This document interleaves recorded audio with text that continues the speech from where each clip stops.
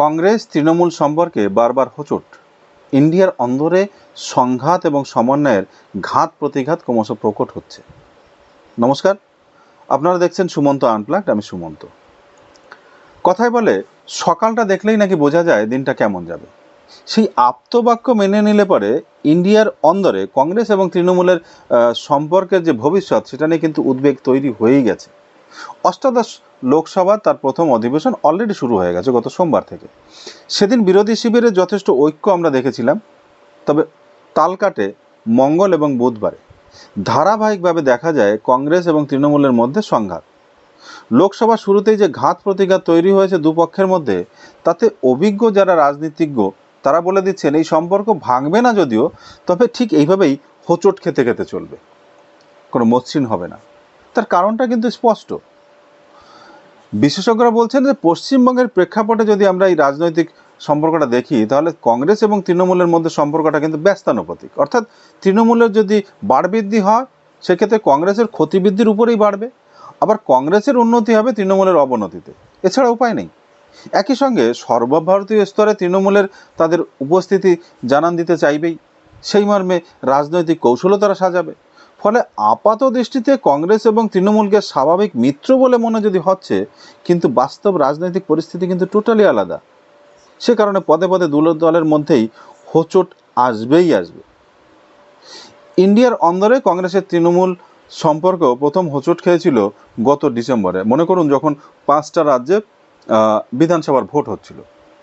গত বছর পুজোর আগে ইন্ডিয়া অ্যালায়েন্সের বৈঠকে তৃণমূল লোকসভার জন্য রাজ্যওয়ারি আসন সমঝোতার কথা বলতে শুরু করেছিল, কিন্তু কংগ্রেস সেই সময় নিচ্ছিল।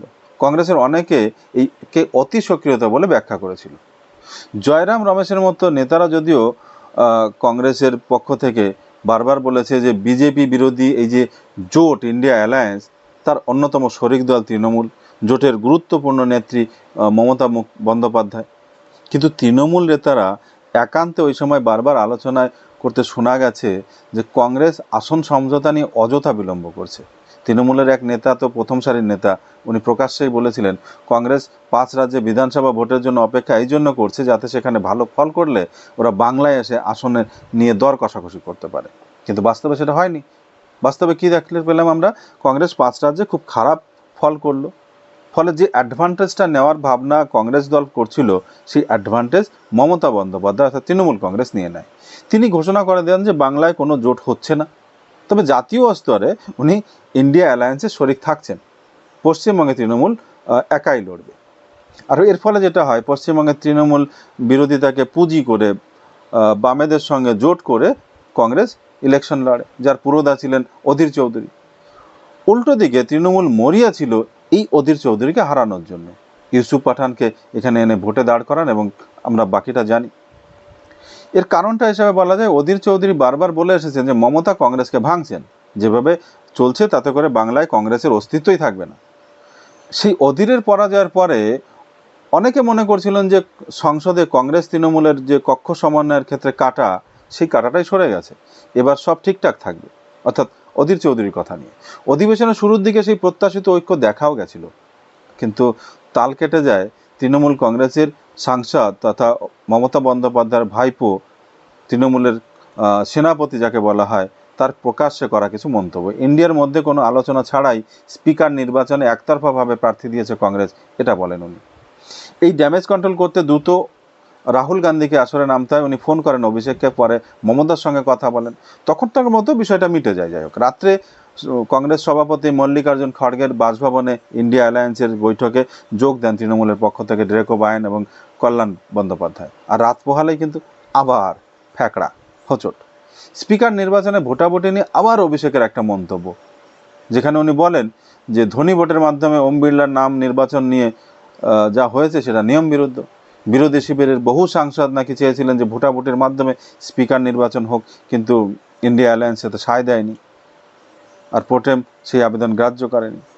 অবশ্য এর উল্টো বলতে শোনা গেছে কংগ্রেসের বর্ষিয়ার নেতা জয়রাম রমেশের মুখে। তিনি বলছেন বিরোধী জোট ইন্ডিয়া অ্যালায়েন্স শরিকরা গণতান্ত্রিক অধিকার প্রয়োগের জন্য লোকসভা স্পিকার হিসাবে কেরলের যে সাংসদ কে সুরেশকে সমর্থনের প্রস্তাব এনেছিলেন, কিন্তু ভোটাভুটির প্রস্তাব দিতেই পারতেন তারা, কিন্তু তারা তা করেননি, কারণ ইন্ডিয়া অ্যালায়েন্সের শরিকরা চেয়েছিল যে লোকসভায় যে ঐক্যমত এবং সহযোগিতার পরিবেশ সেটা যেন বজায় থাকে।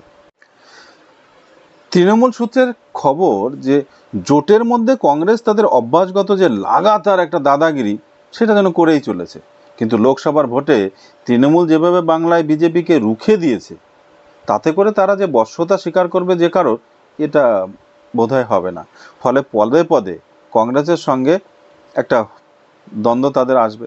কংগ্রেসকে বারে বারে সেই বার্তাটা পৌঁছে দিতে চাইবে এরা। কিন্তু দলের একটা অংশ মনে করছে কারণ থাকলে বিরোধিতা করা উচিত, কিন্তু কখনো যেন মনে না হয় যে তৃণমূল পায়ে পা দিয়ে ঝগড়া করার মনোভাব নিয়ে চলছে। তাহলে সামগ্রিকভাবে বিজেপি বিরোধী যে পরিসরটা, সেখানে কিন্তু একটা ভুল বার্তা যাবে।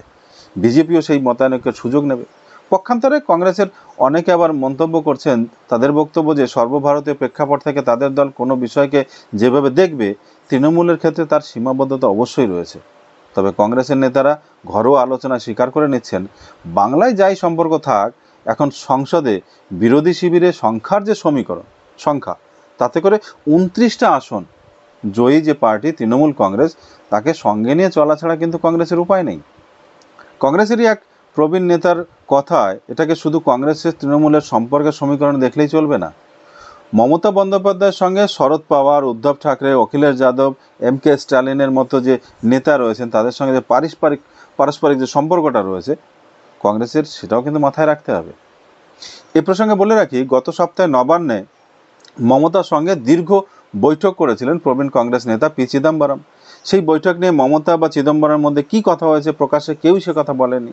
তবে নানা সূত্র মারফত যেটা জানা যাচ্ছে যে কেরলে ওয়ানাড়ে প্রিয়াঙ্কা গান্ধী বাড্রা যে ভোটে দাঁড়াতে চলেছেন, সেইখানে মমতা বন্দ্যোপাধ্যায় যাতে প্রচারে যান সেই অনুরোধ জানিয়েছেন চিদম্বরম। অবশ্য মমতা যাবেন কি যাবেন না সে ব্যাপারে তার বক্তব্য বা তৃণমূল কংগ্রেসের তরফ থেকে কিচ্ছু জানানো হয়নি এখনো পর্যন্ত। তৃণমূলের অন্দরমহলের বক্তব্য, কংগ্রেস তৃণমূল সম্পর্কের উপর নির্ভর করবে মমতা বন্দ্যোপাধ্যায়ের সিদ্ধান্ত। ঘটনাচক্রে মমতাই বলেছিলেন যে প্রিয়াঙ্কা বাদ্রাকে বারাণসীতে নরেন্দ্র মোদীর বিরুদ্ধে প্রার্থী হওয়া উচিত। তখন কংগ্রেস সে কথা শোনেনি, কিন্তু দেখা গেছে নিজের কেন্দ্রে মোদীর ব্যবধান কমেছে 3,26,000 ভোট। এবার উনি কম পেয়েছেন গতবার যেটা পেয়েছিলেন তার থেকে। ফলে প্রিয়াঙ্কার লড়লে যে ব্যবধান আরও কমতে পারত, অর্থাৎ নরেন্দ্র মোদীর হারার সম্ভাবনা বাড়তো, এরকম একটা পসিবিলিটি অনেকে দেখছেন। যাই হোক, সকাল মেঘাচ্ছন্ন দেখাচ্ছে, কিন্তু রোদ্দুর উঠতেই পারে মমতা যদি কেরলে প্রচারে যান প্রিয়াঙ্কা গান্ধী বাড্রার জন্য। আর সেই সূচকের দিকেই আপাতত দুই দলেরই বড় বড় রথী মহিরথীরা তাকিয়ে রয়েছেন।